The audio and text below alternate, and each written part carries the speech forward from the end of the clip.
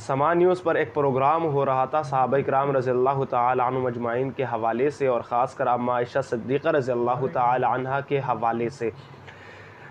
جو ایک طبقہ ہے، جو آپ بھی سمجھتے ہیں کہ جو دشمنان صحابہ ہے، وہ اکثر صحابہ کرام رضی اللہ تعالی عنہ مجمعین پر تنقید کرتے ہیں، اور بالخصوص حضرت امیر معاویہ رضی اللہ تعالی عنہ پر تنقید کرتے ہیں، اور اماں عائشہ صدیقہ رضی اللہ تعالی عنہا پر تنقید کرتے ہیں۔ جب انہوں نے یہ تنقید کی کہ یزید کو بٹھانے والے وہ بھی مجرم ہے، یعنی اس سے مراد حضرت امیر معاویہ رضی اللہ تعالی عنہ ہے، تو اس کے حوالے سے ابو حمد صاحب نے کیا جواب دیا، آپ بھی سنیں۔ کرنا چاہتا ہوں کہ تاریخ انسانوں نے لکھی ہے۔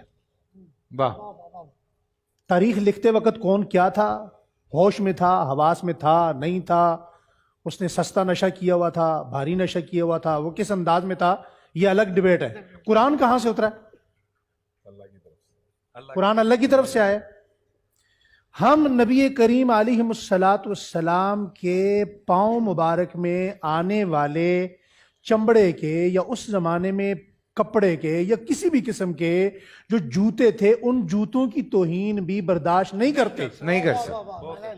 جب قرآن پاک میں سورہ نور اتر گئی ان کی صفائی میں، تو ایسی کون سی تاریخ ہے جو گالی پہ مجبور کر رہی ہے؟ نہیں، ہاں، ایسی کون سی تاریخ ہے، کون سی حدیث ہے، کون سی روایتیں؟ ایسے راویوں کو ہم دریائے راوی میں ڈالتے ہیں۔ بہت اچھے۔ بے شک ایسے کسی راوی کی ہمارے نزدیک کوئی حیثیت نہیں ہے۔ جب بھی بات آئے گی نبی کریم علیہ السلام سے ریلیٹڈ کسی بھی چیز کی، وہ حضور کی آل ہو، حضور کی اولاد ہو، حضور کی بچیاں ہوں، حضور کے نواسے ہوں، حضور کے اصحاب ہوں، ہم تاریخ کے گندے چھیتڑوں میں نہیں، ہم قرآن کریم کے مقدس اوراق میں جائیں گے کہ قرآن کریم کے مقدس اوراق کیا کہتے ہیں۔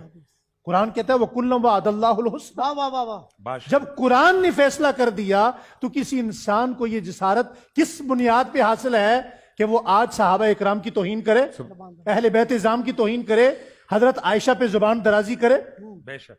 ہم ایسی کسی تاریخ کو قطعی طور پہ ماننے کو تیار نہیں ہے۔ ایسی روایتیں کی کوئی حیثیت نہیں رکھتی قرآن کریم کے مقابلے میں۔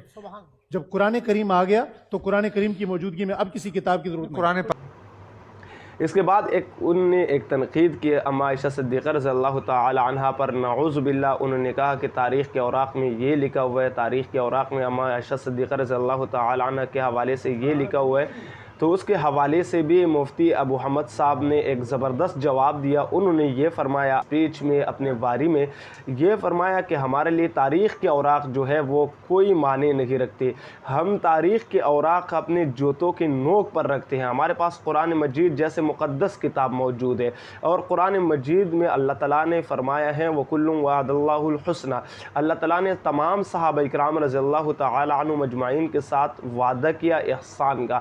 تو یہ مفتی ابو حمد صاحب نے ایک بہت بڑا کمال کیا، اور میں سمجھتا ہوں کہ اب ہمارے علماء اس پوزیشن میں ہے، اس سٹیج پر ہے کہ وہ کسی بھی دشمن صحابہ کو جواب دے سکتے ہیں۔ پہلے یہ بات ہم کسی عام شاہراہ پہ نہیں کہہ سکتے تھے، پہلے یہ بات صرف مساجد تک محدود تھی، پہلے یہ بات صرف خانقاہ تک محدود تھی، پہلے یہ بات صرف اور صرف تدریس تک محدود تھی، اور مدرس وہ صرف تدریس میں کہا کرتے تھے اپنے طالب العلم کو۔